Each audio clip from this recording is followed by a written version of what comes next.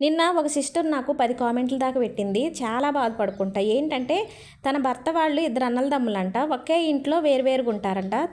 తన తోటికోడలేమో ఈమెతో బాగానే క్లోజ్గా ఉంటుందంట, కానీ కొంచెం ఏదన్నా తేడా వస్తే నోటికి ఎట్టొస్తే అట్ట మాటలు అంటదంట. ఆ మాటలు విని ఏమో ఏడ్చుకుంటూ కూర్చుంటుందంట, కానీ ఎదురు తిరిగి మాట్లాడలేకపోతుందంట. మిమ్మల్ని చూస్తే నాకు అమ్మలాగా అనిపించి మీకు చెప్తున్నానమ్మా, ఏదన్నా సొల్యూషన్ ఉంటే చెప్పరా అని అడిగింది. నేను ఒకటే మాట చెప్తా, ఏంటంటే మన తప్పు లేకపోయినా ఎదుటి వాళ్ళు మనల్ని పదే పదే అంటున్నారంటే ఒకసారి చూడండి, 2 సార్లు చూడండి, 10 సార్లు చూడండి, మారతారు. లేదు అనుకుంటే అంటారు కదా, పిల్లినైనా గదిలో పడేసి కొడితే ఎదురు తిరుగుతుందని. అలాగే మనం పడతా ఉంటే వాళ్ళు అంటూనే ఉంటారు. పడేవాళ్ళు ఉన్నంత కాలం అనేవాళ్ళు ఉంటూనే ఉంటారు.